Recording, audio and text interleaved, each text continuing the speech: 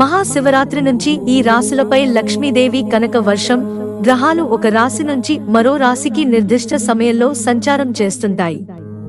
దీనివల్ల కొన్ని రాశుల వారి జీవితాల్లో సానుకూల పరిణామాలు, మరికొన్ని రాశుల వారి జీవితాల్లో ప్రతికూల పరిణామాలు ఎదురవుతుంటాయి. ఈ నెల 7వ తేదీ నుంచి బుధుడు కుంభరాశి నుంచి మీనరాశిలోకి ప్రవేశిస్తాడు. అదే రోజు సంపదను, ఐశ్వర్యాన్ని ఇచ్చే శుక్రుడు కుంభరాశిలోకి వస్తాడు. బుధుడు కుంభరాశిలోకి ప్రవేశించిన తర్వాత రాహువు, బుధుల కలయిక ఏర్పడబోతోంది. అదే సమయానికి శుక్రుడు అడుగు పెట్టగానే శని, శుక్రుడి కలయిక ఏర్పడుతుంది. వీటి వల్ల ఏ ఏ రాశుల వారికి కలిసి వస్తుందో తెలుసుకుందాం.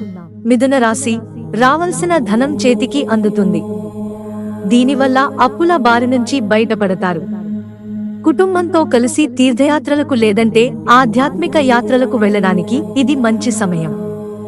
పెట్టుబడి పెట్టడం వల్ల కలిసి వచ్చే సమయం కాబట్టి ధైర్యంగా ముందుకు వెళ్ళవచ్చు. మహాశివరాత్రి వేళ సింహరాశి వ్యాపారస్తులకు అనుకూలమైన సమయం.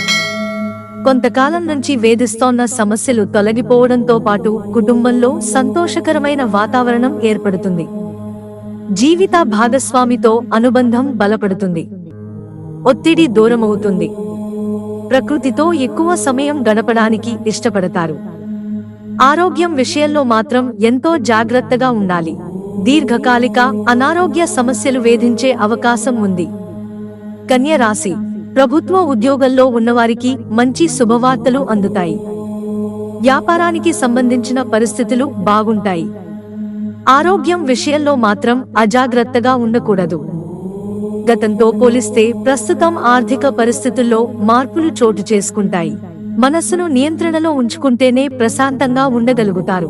మిత్రులారా, ఛానల్ సబ్స్క్రైబ్ చేసుకోవడం మర్చిపోకండి. ధన్యవాదాలు.